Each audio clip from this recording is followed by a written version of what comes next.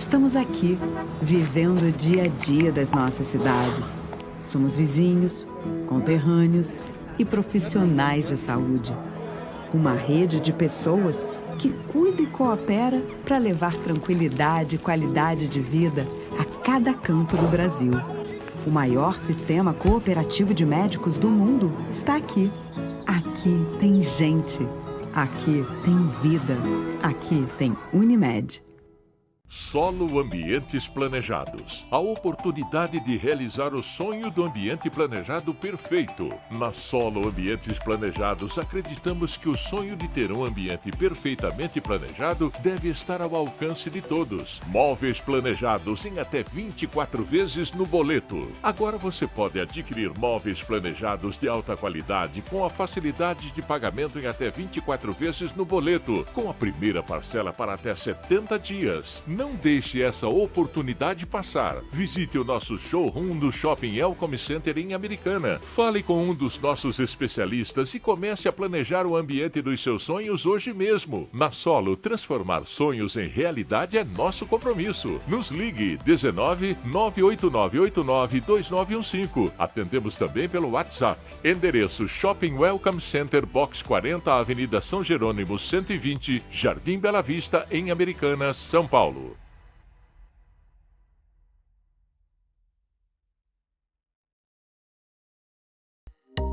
O melhor endereço para você ficar bem informado, tododia.com.br. Coloque em seus favoritos e tenha a melhor informação. TV Todo Dia, 35 anos conectada com você.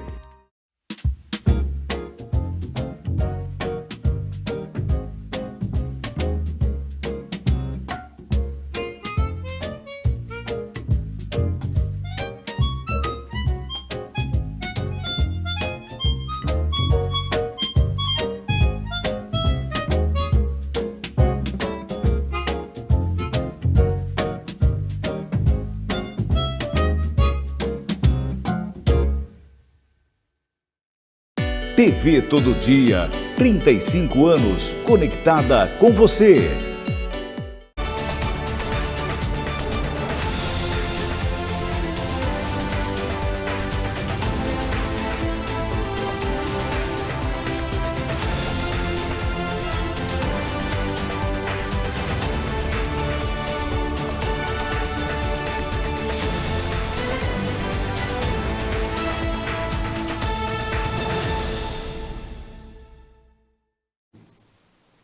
Olá, muito bom dia para você que acompanha a segunda edição do Jornal Todo Dia, desta segunda-feira, dia 5 de maio. Olha, estamos quase no meio do ano aí, já está passando rápido, né? E para você que quer falar conosco, falar do seu bairro, da sua escola, da UBS aí perto do seu bairro, do trabalho, o número é 19 3471 2700. Esse número, apesar de ser fixo, é o WhatsApp, pode entrar em contato que a nossa equipe está pronta para atender você. Agora, se você prefere as redes sociais para conferir conteúdos exclusivos, o caminho é @Jornal Todo Dia no Facebook e também no Instagram. Obrigado para você que já segue, já curte, já compartilha, enfim, a gente agradece muito a você.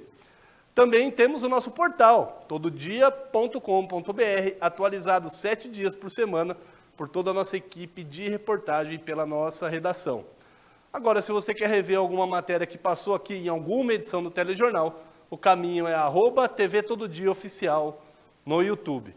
Bom, a gente começa esta edição do Jornal Todo Dia falando de uma polêmica lá na saúde, um imbróglio judicial na área da saúde, uma licitação foi suspensa. O nosso correspondente, o Guilherme Pirangi, ele traz todos os detalhes agora para você. A Prefeitura de Campinas suspendeu por prazo indefinido a licitação destinada à construção de 2 novos centros de saúde na cidade, nos bairros Boa Esperança e Village. Essa decisão foi publicada no Diário Oficial do município e teve como base um pedido da Secretaria de Infraestrutura que identificou a necessidade de modificações no projeto executivo e, por conta disso, então, houve essa suspensão. A pasta realizará os ajustes necessários e irá relançar o projeto. Apesar da suspensão não ter data definida para ser reaberta nessa licitação, a administração municipal estima que uma nova versão do edital seja publicado em um prazo de até 90 dias. Essas duas unidades fazem parte do PAC Seleções e contam com um orçamento total de R$ 11.800.000. O novo Centro de Saúde do Boa Esperança será na rua Presidente Bernardes, no Jardim Paineiras, com previsão de abrigar 5 equipes de saúde da família, 5 de saúde bucal também, atendendo cerca de 17.500 moradores. Já o CS Village será erguido na Avenida Francisco Cândido Xavier, com 4 equipes de cada modalidade e cobertura estimada para 11.600 moradores da região. Com a construção dessas novas estruturas, o número de centros de saúde em Campinas passará de 68 para 69. Mas por que uma a mais se são duas? Bom, porque o CS Boa Esperança está fechado desde 2021 e será reativado em um novo endereço, enquanto o Village atualmente existe. Ele segue operando de forma provisória em um imóvel alternativo na mesma avenida onde essa nova unidade será instalada. De Campinas, Guilherme Pierangeli para a TV Todo Dia. Obrigado, Pierangeli, 12:01 no seu relógio da TV Todo Dia. E olha, aconteceu um evento muito legal ontem no Teatro Municipal de Americana, voltado à capoeira, à resistência, enfim, muitos detalhes para você acompanhar. Quem foi conferir lá de perto foram o nosso repórter Diego Rodrigues e o repórter cinematográfico Raul Rodrigues. Acompanhe. O palco do Teatro Municipal Lulu Benincassi, em Americana, sediou o Manifesto Cultural Capoeira, 20 anos do projeto social Raízes e Lutas. O evento comemorou os 20 anos de atividade do projeto cultural realizado pela Prefeitura e pelo Governo Federal, por meio do Ministério da Cultura e selecionado através da Política Nacional Aldir Blanc, de Fomento à Cultura, com o apoio do Conselho Municipal de Cultura, o CONCULT, e produção do Instituto Cultural de Capoeira Raízes e Lutas.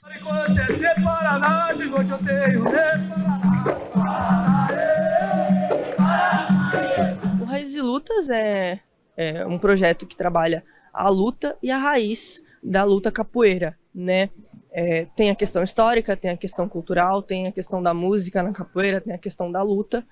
E ele bate, o Nanico, né, que é o nosso mestre, e o mestre Marcinho, eles batem muito na tecla de que é uma luta e não é uma dança, né? Então é muito interessante esse ponto de ver a capoeira como luta e como cultura. E quem pode participar do projeto? Qualquer pessoa, qualquer idade, todo mundo aí tá muito bem-vindo para entrar aí no nosso centro de treinamento e ser feliz aí, conhecer nossa arte. A capoeira, manifestação cultural afro-brasileira, envolve elementos de dança, arte marcial, música, jogo e religiosidade. Sua origem remonta aos negros escravizados que usaram a prática como forma de resistência à opressão dos senhores e de preservação de suas identidades culturais.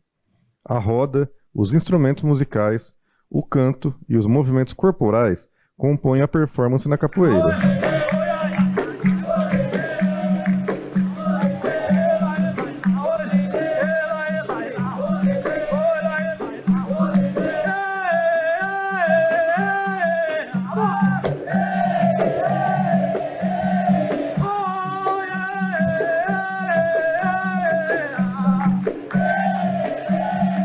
A programação contou com o Seminário dos Mestres King, do Rio de Janeiro, Marcinho, de Americana, Maia, de Sumaré, e a convidada especial, a mestra Asa Branca, do Rio de Janeiro. A capoeira, em primeiro lugar, ela é tudo. A capoeira, em primeiro lugar, ela é luta. Muita gente vê como dança, ela é cultura, ela é cultural. Ela é dança, é arte, é cultura, porque ela tem canto, tem toque, tem a hora de lutar, vai lutar, ela é a hora de... tem aquela na mãe, ela esconde o lado da luta. Aí, quando quer mostrar a luta, a gente mostra a luta. Quando tem que mostrar o lado da cultura, tem o lado da cultura, tem os floreios, tem a arte. Né? A capoeira era tudo, em si, é uma luta. A capoeira é a única, o esporte brasileiro e cultural nossa, cultura brasileira. Estou aí na atividade, tem 11 anos, desde os 8, tenho 19 hoje. A capoeira significa para mim resistência, né? Pelo fato de ser mulher, pelo fato do tempo mesmo, da resistência, enfim.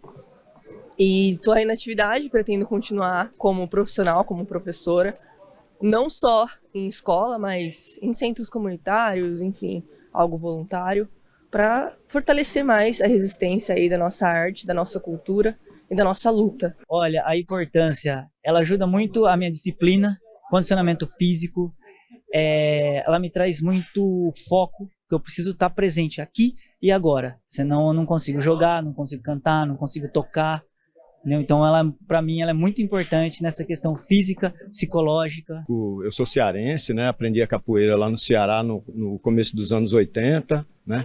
Aí, na juventude, eu inventei de vir para São Paulo passear e comecei a procurar capoeira, e quando foi no final dos anos 90, eu comecei a praticar capoeira aqui, né? Aqui no interior mesmo. E ao longo desses anos, estou ininterruptamente treinando, muitos anos dando aula, e recentemente eu dei uma sossegada com aulas, né? Eu estou fazendo só workshop por aí pelo Brasil, andando e espalhando a capoeira que a gente vive diariamente, né? Quem tiver interesse em participar do projeto, que está espalhado pelas escolas e centros comunitários de todas as regiões de Americana, basta fazer contato com o grupo pelas redes sociais.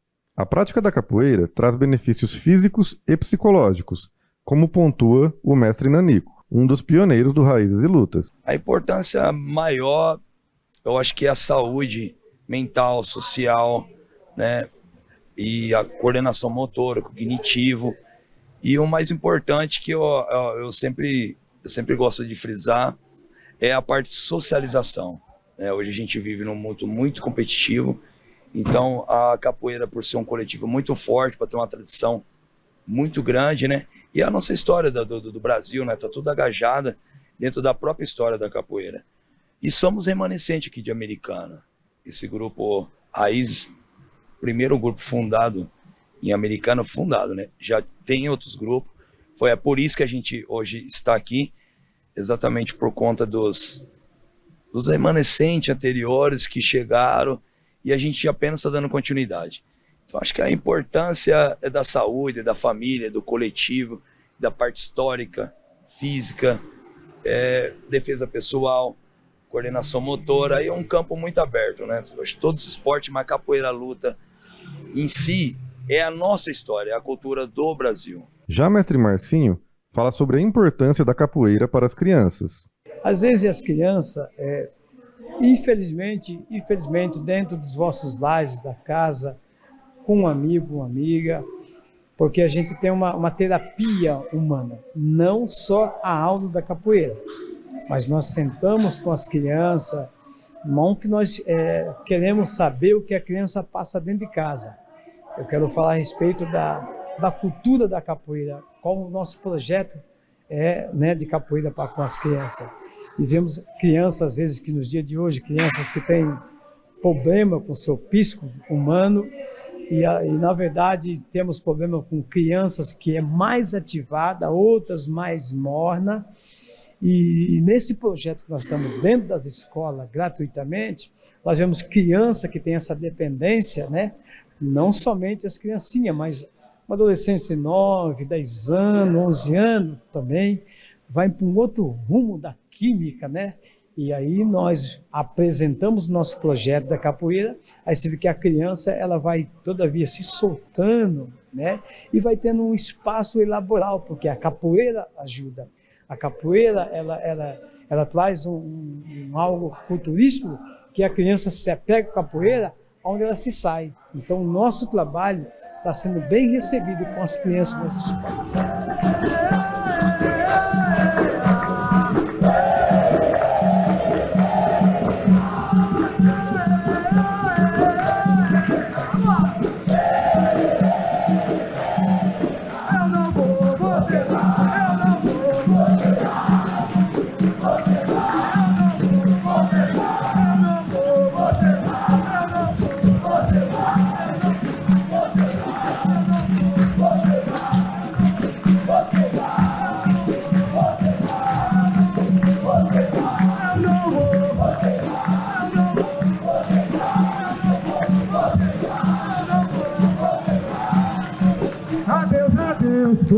Eu vou me embora.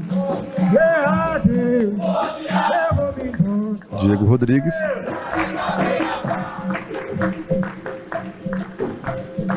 Para a TV Todo Dia. Parabéns aí aos idealizadores do projeto e também a nossa equipe de reportagem, nesse caso formada pelo Diego Rodrigues, e também o Raul Rodrigues, nosso repórter cinematográfico. A gente vai para um breve intervalo, já voltamos com mais informações para você.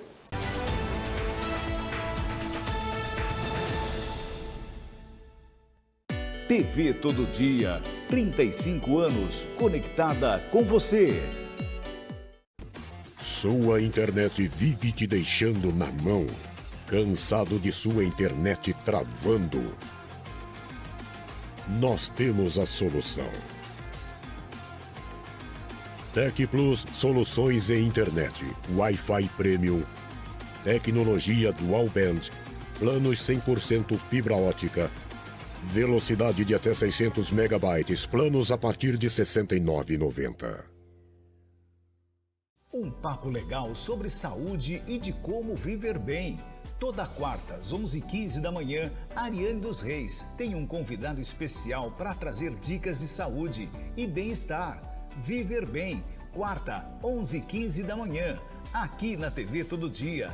35 anos conectada com você.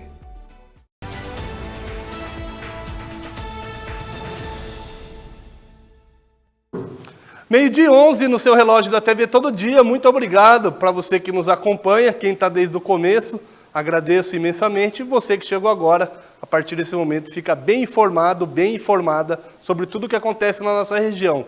Vamos saber com a Andressa Oliveira como que vai ser a previsão do tempo para o resto do dia? Vamos lá!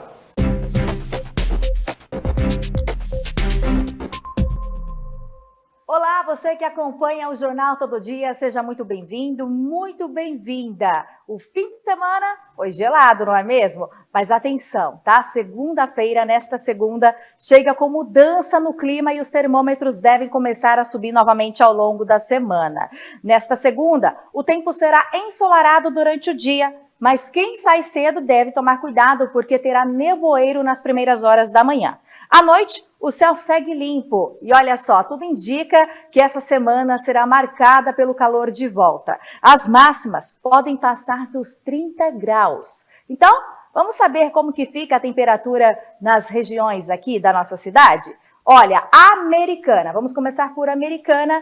Americana com mínima de 15 graus e a máxima de 27 graus. Santa Bárbara do Oeste com mínima de 15 graus e a máxima de 26 graus, tá? Nova Odessa, a cidade vizinha, com mínima de 16 graus e máximas de 27 graus. Sumaré com mínimas de 16 graus e máxima de 27 graus. Hortolândia começa o dia um pouquinho mais quente, com mínima de 16 graus e máximas de 27 graus. Paulínia tem mínima de 16 graus e máximas de 27 graus. Agora, Limeira e Piracicaba têm mínimas, de 15 graus, ou seja, seguem a mesma tendência, com mínimas de 15 graus e máximas de 27 graus. Portanto, a semana começa com sol e temperaturas em elevação. Essas foram as informações do tempo para hoje. E você que acompanha aqui o Jornal Todo Dia, fique sempre com a gente e bem informado. Até a próxima! Valeu, Andressa, obrigado. E agora, olha, a Nicole Maia, nossa repórter, fez um levantamento, na verdade, compilou dados de diversos levantamentos, diversos institutos, conversou com muita gente, Secretaria de Segurança Pública, o coronel responsável pela PM na região e produziu uma reportagem especial sobre o uso de câmeras corporais pela Polícia Militar do Estado de São Paulo. O balanço você acompanha a partir de agora. Em 2024, houve 211 mortes em ações policiais, considerando 10 batalhões da Polícia Militar Paulista. Apenas 5 deles possuem câmeras corporais, incluindo o primeiro em número de letalidade policial, responsável pelas rondas ostensivas Tobias Aguiar à Rota. Trazendo o olhar para nossa região, o 47º Batalhão da Polícia Militar de Campinas ficou em 4º lugar no ranking de letalidade. E não não conta com equipamento, segundo o levantamento do Fórum de Segurança Pública, que utiliza os dados do Ministério Público.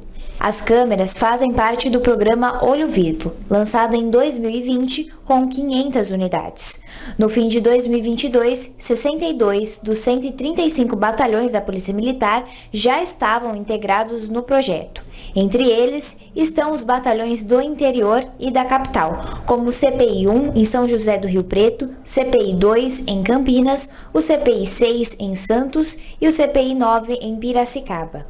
O pesquisador do Grupo de Antropologia do Policiamento e da Segurança da Unicamp, Gabriel Vituri, analisa os impactos do uso desses dispositivos. E o uso da câmera, ela produziu um impacto imediato na forma como a polícia estava se comportando na rua durante as suas operações, né?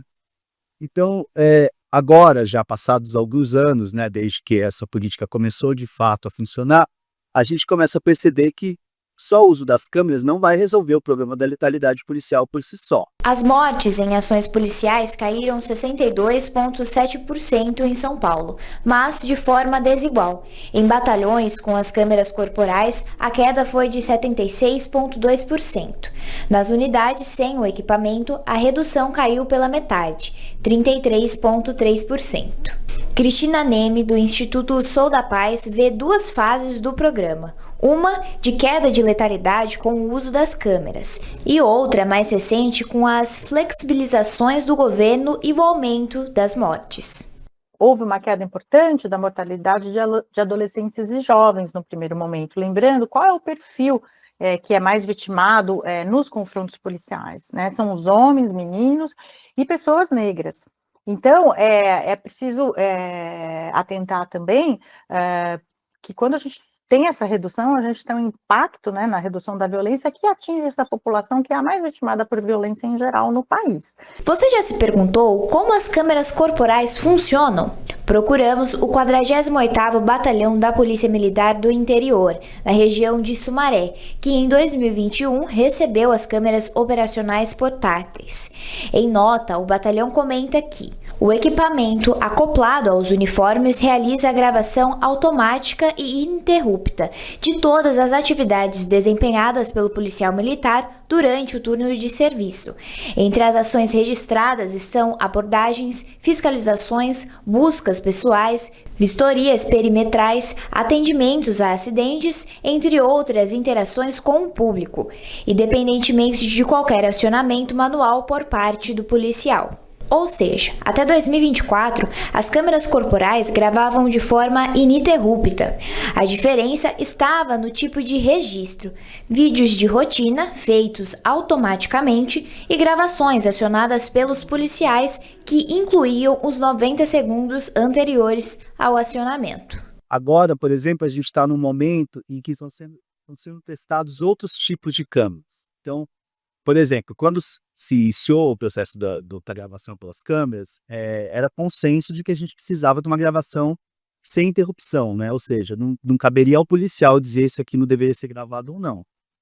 Agora já foi licitado a câmeras que isso já começa a ser um pouco flexibilizado, ou seja, a rigidez do controle sobre a forma como o policial está agindo, ela começa a ficar um pouco mais confusa. Em setembro de 2024, o governo paulista fechou o contrato com a empresa Motorola para a compra de mais de 12 mil câmeras corporais para a Polícia Militar. Segundo a Secretaria de Segurança Pública, 10.125 unidades delas já estão previstas com investimento de 96 milhões por ano. Daniel Duarte, do Núcleo de Estudos de Violência da USP, comenta que as novas câmeras podem flexibilizar o programa. Fora do Brasil, a gente percebe que grande parte das polícias, principalmente nos Estados Unidos e na Europa, tem dificuldade de fazer com que o policial cumpra esse procedimento. São Paulo conseguiu superar esse desafio criando um modo de gravação ininterrupta, que fazia com que o policial saísse da unidade já com a câmera gravando, e quando fosse fazer uma abordagem, responder um despacho, ele apertava um botão e gerava uma gravação com áudio e com vídeo de melhor qualidade. É justamente esse conjunto de procedimentos que foi responsável pelo sucesso do programa. E é justamente isso que o governo do estado quer mudar. Em 2023, os contratos com as câmeras corporais somaram 96,3 milhões. Só 0,7% dos gastos da Polícia Militar e 0,47% do orçamento total de todas as forças policiais do estado, segundo a plataforma Justa.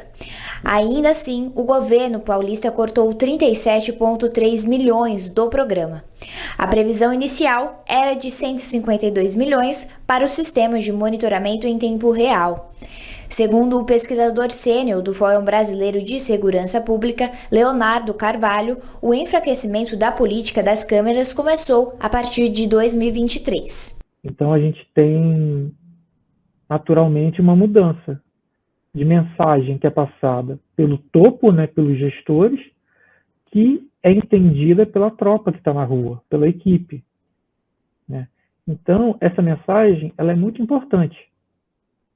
E ela é muito estratégica no sentido de fazer uma política pública ser exitosa ou não. De acordo com a Secretaria de Segurança Pública, as novas câmeras adquiridas, abre aspas, além de oferecer maior autonomia de bateria e qualidade superior de som e imagem, os novos equipamentos trazem mais funcionalidades. Atualmente, as novas câmeras estão em fase de testes de campo. Após essa etapa, elas começarão a ser distribuídas para as unidades segundo critérios técnicos. Fecha aspas. Nesse primeiro momento, com as gravações ininterruptas, nós tivemos um resultado bastante positivo, que não se repetiu no segundo momento, quando o programa foi flexibilizado, vamos dizer assim. Então, é uma opção, né? Que não é simplesmente técnica, é também política. Então, a gente tem que usar os mecanismos mais avançados para garantir os efeitos mais positivos que aquela política pública pode oferecer. Então, nós defendemos que a tecnologia seja a mais completa nesse caso específico, né, das câmeras. Nesse cenário surge o questionamento: as câmeras prejudicam os policiais? O pesquisador do Núcleo de Violência da USP opina sobre o tema. Isso se reflete nos números. A gente viu nos primeiros anos do programa Olho Vivo, que é o programa de câmeras corporais do estado de São Paulo, uma redução bastante significativa nos índices de uso da força. Mas também viu melhoria na qualidade dos relatórios produzidos pelos policiais, melhoria nas prisões em flagrante, na qualidade das prisões em flagrante, o foco em crimes específicos e uma maior segurança para os policiais. Então, essas são as evidências, de uma forma geral, sobre as câmeras corporais.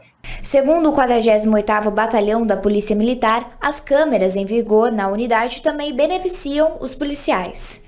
Os registros contribuem significativamente para a garantia dos direitos e para a proteção da atuação dos policiais militares, promovendo maior transparência e legitimidade às ações institucionais. A eficácia da utilização das câmeras é 100%. Uma vez que o uso do equipamento, quando disponível e em plenas condições de funcionamento, é obrigatório a todo o efetivo. Para o Núcleo de Estudos da Violência da USP, as câmeras ajudam no cotidiano da vida do policial. As câmeras podem ajudar no serviço do policial, trazendo mais transparência para a atividade cotidiana dele, e aí isso pode ajudar tanto na produção, por exemplo, de evidências sobre prisão em flagrante, que sustentem a decisão do policial, e mantenham, por exemplo, a pessoa presa, mas também pode ajudar a controlar o uso ilegal da força, que é um problema crescente no estado de São Paulo. O que as evidências indicam que quando o policial carrega uma câmera corporal que está gravando, e isso é informado para a pessoa com quem ele interage, a pessoa abordada, costuma haver um mecanismo de dissuasão. Então, tanto o policial quanto a pessoa abordada atuam com mais civilidade, digamos assim. Essa interação é pacificada e a pessoa passa a interagir com o policial de forma mais respeitosa. Então, temos menos casos de agressão, tanto física quanto verbal. Para o Instituto Sou da Paz, o uso das câmeras representa um passo importante para a profissionalização da polícia. Então, em primeiro lugar, ela é um meio de de profissionalização e de proteção do policial. E também de dar mais transparência para as ações da polícia. Lembrando que isso é um elemento fundamental para o bom funcionamento de qualquer polícia em qualquer sociedade que se pretenda democrática, né? Porque o uso da força não é uma coisa banal, né? Não é todo mundo que pode sair empregando a força. A polícia, ela representa, né, ela tem um mandato para poder usar a força em defesa da sociedade. O coronel Sabino, comandante do Comando de Posicionamento do Interior 9, o CPI 9, responsável pela Polícia Militar da nossa região, comenta sobre as câmeras. Em relação às câmeras corporais, elas são uma política do nosso comando, uma política de governo. Hoje nem todas as regiões são contempladas com ela, e eu acredito que, se for interesse do Estado, eles vão prover, né, as câmeras para toda a Polícia Militar. Ele reforça como funciona a designação das câmeras nos batalhões. Quem decide aonde vão ser utilizadas as câmeras, e a gente tem locais com indicador criminal altíssimo, né, principalmente a capital do Estado, então elas são priorizadas nesses locais, mas quem decide é a Secretaria e o Governo do Estado. Apesar de oferecerem uma nova perspectiva sobre a ação policial, as câmeras corporais, por si só, não garantem total transparência. As câmeras, elas apresentam uma perspectiva específica sobre o fato. Elas estão acopladas ao policial, elas apresentam uma perspectiva que é do policial, e há uma série de fatores técnicos e sociais que influenciam nisso. Então, por exemplo, a amplitude da imagem que é filmada, a velocidade com que essa imagem é filmada, a qualidade do vídeo que é captado, do áudio que é captado. Então, a gente tem que ter muito cuidado ao analisar esses vídeos. O pesquisador do Grupo de Antropologia do Policiamento afirma que há diversos relatos do mau uso das câmeras. Mesmo com as câmeras gravando de forma ininterrupta, a gente já tem vários relatos, registros e casos que vieram à tona de formas como os policiais conseguiram burlar o monitoramento, mesmo ele sendo feito de forma ininterrupta, né? Então, casos de policiais que tamparam a câmera, ou que se posicionaram com os colegas para que um colega não acabasse não filmando o outro, né, pela sua câmera. Então já existem muitas formas de subverter a gravação ininterrupta. Então, se a gente ainda acrescenta essa camada, né, que a gente pode chamar aí de um poder discricionário do policial escolher ou não gravar, a gente vai deixar essa política ainda mais frágil, né? Em 2021, um caso de São José dos Campos expôs fragilidades no uso das câmeras. Segundo a Folha de São Paulo, policiais foram investigados, pois teriam tentado interferir nas gravações para evitar provas contra eles. O caso ganhou destaque nacional e revelou a tentativa de encobrir o homicídio de um homem desarmado. Os envolvidos responderam por homicídio doloso, fraude processual, prevaricação e falsidade ideológica. As diferentes imagens levam a diferentes interpretações sobre o fato. Então é isso que a gente tem que ter cuidado. A imagem não é uma realidade, não é uma verdade sobre aquela interação, ele é só mais uma evidência sobre aquela interação. Um dos principais argumentos contrário às câmeras corporais é o chamado despoliciamento. A ideia é que os policiais agiriam com mais cautela ou até deixariam de agir por estarem sendo filmados. Existem também muitos estudos buscando analisar esse fato, que é chamado às vezes de despoliciamento. Então, o policial com medo, por exemplo, da supervisão que é feita dentro da sua unidade, ele, ao invés de atuar com proatividade, ele seria mais retraído. Existem algumas análises especificamente sobre o caso de São Paulo que mostram que esse efeito não acontece. Então, você não tem, por exemplo, redução do número de abordagens, redução do número de prisões de flagrante, reduções do número de boletim de ocorrência registrado pelos policiais. Você não tem, portanto, uma atividade menor. E fora do Brasil, a gente tem indícios que são contraditórios, mas depende muito da forma como a câmera corporal é utilizada. Então, dependendo do protocolo de acionamento, dependendo de quem pode fazer a supervisão, muda um pouco esses efeitos. A privacidade do policial também é colocada em jogo?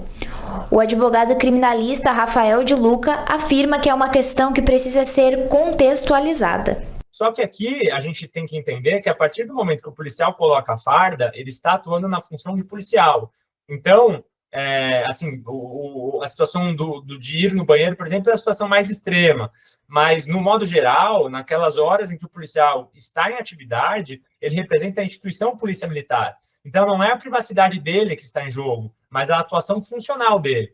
Porque a câmera não vai gravar no momento que ele entra na casa dele e, enfim, que ele vai ter ali a vida pessoal dele propriamente dita. Ele comenta também sobre a construção para um processo legal. Todos os pontos que a gente pode explorar a eficácia das câmeras corporais na implementação de direitos fundamentais e garantias constitucionais do Brasil.